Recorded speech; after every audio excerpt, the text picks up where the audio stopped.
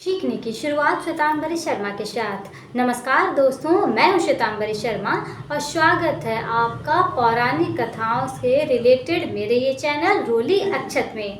इस चैनल को शुरू करने का मेरा उद्देश्य आपको न केवल धार्मिक जानकारी प्रदान करना था, बल्कि हमारे सभ्यता तथा संस्कृति के महत्व को भी उजागर करना था। ये चैनल सभी उम्र के लोगों के लिए काफ़ी बेनिफिशियरी है, क्योंकि इससे न केवल आपको धार्मिक जानकारी मिलेगी, बल्कि हमारे सभ्यता तथा संस्कृति को भी समझने में काफ़ी आसानी होगी। दोस्तों, आज के इस वीडियो में जिस कहानी को आप लोगों के सामने मैं प्रेजेंट करने वाली हूँ, यानी जिस कहानी को मैं आप लोगों को सुनाने वाली हूँ, उसमें भगवान गणेश की महिमा का बखान किया गया है। कहा जाता है कि ये कहानी एक ब्राह्मण और ब्राह्मणी के युवा पुत्र से जुड़ी हुई थी, जो कि भगवान गणेश का एक अनन्य और परम भक्त था। हालांकि उसकी अंदर एक खामी ये थी, यानी उसके अंदर एक कमी ये थी कि वो भगवान गणेश की भक्ति में तल्लीन रहता था, यानी पूरा दिन जो है लीन रहता था और घर का एक भी काम नहीं किया करता था, जिससे उसके माता पिता अत्यंत दुखी रहते थे और घर में कलह कलेश भी होता रहता था। लेकिन इस व्यक्ति ने, इस युवा बच्चे ने भगवान गणेश की भक्ति करना नहीं छोड़ा। अंत में भगवान गणेश को इस युवा पुत्र को ब्राह्मणी के दर्शन देना पड़ा और इसकी सारी मनोकामनाएं भी पूर्ण करनी पड़ी।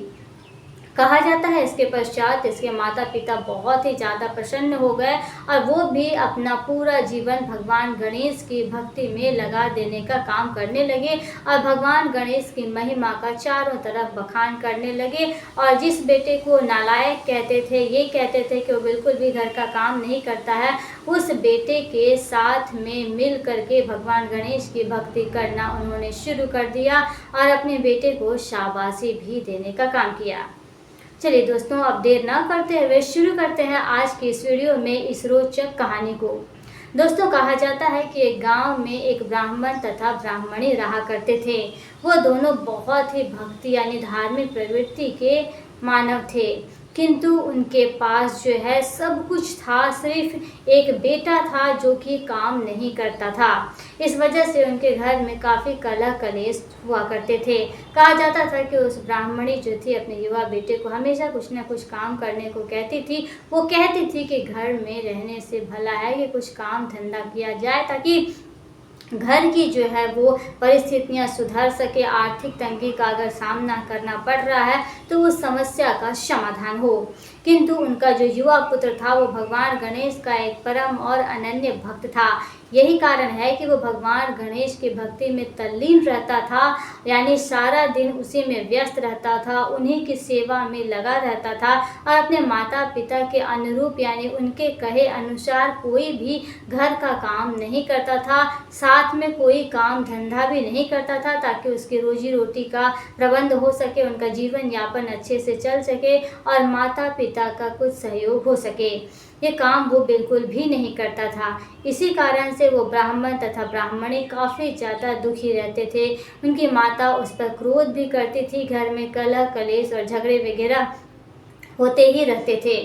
एक बार की बात है कि वो युवा लड़का जो है, जो कि भगवान गणेश का एक परम भक्त था, वो इस घर के झगड़े से, कलह कलेश से तंग आ गया और कहा कि उसने भगवान गणेश का नाम लेकर घर ही छोड़ दिया। घर छोड़ देने के पश्चात वो रास्ते में चलते चलते चलते काफ़ी दूर निकल गया और कहा जाता है कि चलते हुए वो एक घना जंगल में पहुंच गया। वहां पहुंचने के पश्चात वो एक पेड़ के नीचे थक कर विश्राम करने लगा, किंतु उसने भगवान गणेश का नाम लेना बिल्कुल भी नहीं छोड़ा। वो भगवान गणेश का नाम लिया कर रहा था और उन्हीं के भजन किया जा रहा था। जब बहुत ज़्यादा अंधकार होने लगी, यानी रात्रि का समय हो गया, तो उसने सोचा कि मैं तो आज भगवान गणेश के दर्शन करके ही जाऊंगा, अन्यथा मैं घर से जाऊंगा, यानी मैं घर अपने जाऊंगा ही नहीं और यहीं पे पड़ा रहूंगा। कहा जाता है कि जब धीरे धीरे रात बीतने लगी तो उसे डर लगने लगा और जैसे ही उसे डर लगने लगा, उसने भगवान गणेश का नाम जोरों जोरों से चिल्लाना शुरू कर दिया। इसके पश्चात कहा जाता है कि जब वो रोने लगा, उसके आंखें से अश्रुओं की धारा बहने लगी, उसके करुण हृदय भगवान गणेश को पुकारने लगे। तो कहा जाता है कि भगवान गणेश जिस सिंहासन पर विराजमान थे, जी हाँ दोस्तों, आपने बिल्कुल सही सुना। हमारे गणपति जी जिस सिंहासन पर विराजमान थे, वो सिंहासन ही हिलना शुरू हो गया। गणेश जी की जो पत्नियां थी रिद्धि और सिद्धि, जब उन्होंने देखा कि आखिर क्या कारण है कि आखिर हमारे स्वामी का सिंहासन डोल रहा है, तो उन्होंने देखा कि एक बालक जो है भगवान गणेश का नाम जोर जोरों से पुकार रहा है। ये युवा भी है और उसे डर भी लग रहा है। फिर उसने जो है अपने पति भगवान गणेश को ये कहना आरंभ किया कि इस भक्त को आपकी ज़रूरत है, आप जाएं, उसकी मदद करें, उसकी सहायता करें। भगवान गणेश जो कि भक्त के भक्ति से ही प्रसन्न हो जाते हैं, काफ़ी भोले भाले हैं, उन्होंने अपनी पत्नियों की बात सुनी और एक ब्राह्मण का ही वेश धारण किया और उस जंगल में उस युवा लड़के के सामने प्रकट हो गए। कहा जाता है कि उन्होंने उस बालक को समझाने की, उस युवा लड़के को समझाने की कोशिश की कि बालक तुम घर लौट जाओ, रात काफ़ी हो चुकी है, यदि तुम यहाँ पे रहोगे तो तुम्हारे लिए खतरा से खाली नहीं है, क्योंकि इस जंगल बहुत ही ज़्यादा घना है, यहाँ पे तरह तरह के जानवर रहा करते हैं, शेर रहा करता है, शायद वो आके तुम्हें खा भी जाए। किंतु वो बालक रोने लगा और कहा कि मैंने घर से प्रतिज्ञा कर ली है कि मैं बाहर आया हूँ, इस जंगल में आया हूँ तो भगवान गणेश के दर्शन किए बिना, उनसे मिले बिना मैं किसी भी हालत में, चाहे कुछ भी क्यों ना हो जाए, मेरे प्राण ही क्यों ना चले जाएं, मैं बिना दर्शन किए तो वापस नहीं लौटूंगा।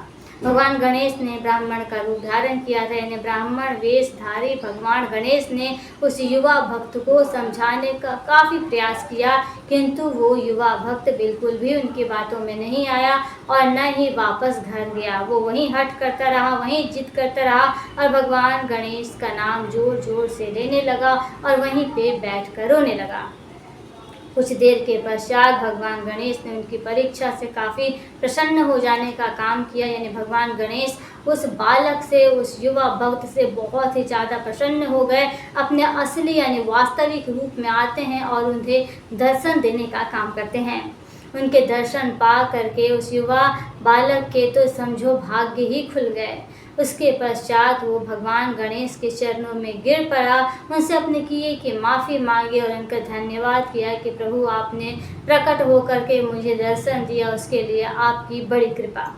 उसके बाद भगवान गणेश ने उनके सिर पे प्यार से हाथ फेरते हुए कहा कि कहो तुम्हें क्या चाहिए। वो युवा बालक थोड़ा सा चतुर भी था, उसे घर में आर्थिक तंगी का सामना उसे करना पड़ रहा था। पूरा घर का जो माहौल था वो कलह कलेश झगड़े से भरा हुआ था, क्योंकि आर्थिक तंगी जो थी वो सामने आ गई थी। इसीलिए उसने भगवान गणेश से केवल 3 ही चीज़ों का मांग किया। उसने कहा, हे प्रभु, मेरे जो झोपड़ी वाले घर हैं वो एक महल में बदल जाएं, मेरे घर के बाहर एक घोड़ा खड़ा हो और मेरे घर में एक सुंदर सी दुल्हन मेरा इंतज़ार कर रही हो, यानी मुझे खूबसूरत पत्नी दे दी जाए, मुझे एक घोड़ा दे दिया जाए और रहने के लिए एक महल दे दिया जाए। साथ ही उसके बाद आपकी जो इच्छा है आप मुझे दे सकते हैं। भगवान गणेश बहुत ही ज़्यादा प्रसन्न हो गए थे उस युवा भक्त से। उन्होंने अपने भक्त की बात टाली नहीं और कहा जाता है कि इसके बाद वो तथास्तु कहकर अंतर्ध्यान भी हो गए, यानी वो अपने धाम पे वापस लौट गए।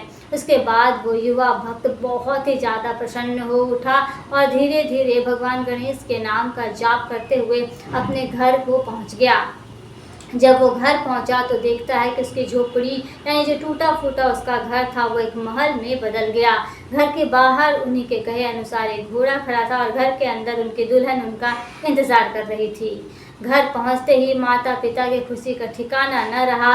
उन्होंने अपने बच्चे को कहा कि आज तुम्हारी भक्ति के पुण्य प्रताप से हमें इतना कुछ प्राप्त हुआ है, धन प्राप्त हुआ है, घर प्राप्त हुआ है, घोड़े प्राप्त हुए हैं और तुम्हारे लिए इतनी सुंदर पत्नी भी आ गई है। अब हम भी तुम्हारी तरह भगवान गणेश की ही पूजा अर्चना किया करेंगे और उनकी भक्ति में तल्लीन रहेंगे, क्योंकि भगवान गणेश हमेशा अपने भक्तों की मनोकामनाएं पूर्ण करते हैं। वो कभी भी उन्हें जो है अविश्वास नहीं होने देते, कभी भी उनके मन को ठेस नहीं पहुंचने देते और यथासंभव भगवान गणेश अपने भक्तों की मदद करते ही रहते हैं। इसीलिए तो कहते हैं प्यार से कि हे भगवान गणेश, आप सबकी मनोकामना पूर्ण करें, जो भी आपके ऊपर आस्था, भक्ति और श्रद्धा की भावना रखता है। तो दोस्तों, ये थी कहानी एक ब्राह्मण ब्राह्मणी की, जो कि एक लोक कथा पर आधारित है, किंवदंती पर आधारित है, एक पौराणिक कथा पर आधारित है। ये कहा जाता है कि ये कहानी बहुत ही ज़्यादा लोकप्रिय कहानी है। इसमें भगवान गणेश की महिमा का बहुत ही अच्छे तरीके से बखान किया गया है। ब्राह्मण और ब्राह्मणी के माध्यम से ये बताया गया है और शिवा भक्त के माध्यम से बताया गया है कि यदि हम अपने मन में किसी चीज़ को चाहें और उस चीज़ को भगवान से कहें तो भगवान हमारी उस इच्छा को, उस मनोकामना को किसी भी हाल में अवश्य ही पूर्ण करते हैं। तो दोस्तों, आज के इस वीडियो में केवल इतना ही। दीजिए इजाज़त, फिर मिलते हैं अगले वीडियो में। तब तक के लिए बने रहिए हमारे साथ और साथ ही मुझे सपोर्ट करना ना भूलें। मुझे सपोर्ट करने के लिए बस आपको मेरे इस चैनल को लाइक, शेयर और सब्सक्राइब करना होगा, ताकि मैं मोटिवेट हो सकूँ और आपके लिए तरह तरह के रोचक वीडियोस, रोचक कहानियाँ उपलब्ध करवा सकूँ। दोस्तों, आज के इस वीडियो में केवल इतना ही। दीजिए इजाज़त, फिर मिलते हैं अगले वीडियो में एक नए कैरेक्टर यानी एक नए चरित्र के साथ। तब तक के लिए दीजिए इजाज़त। धन्यवाद।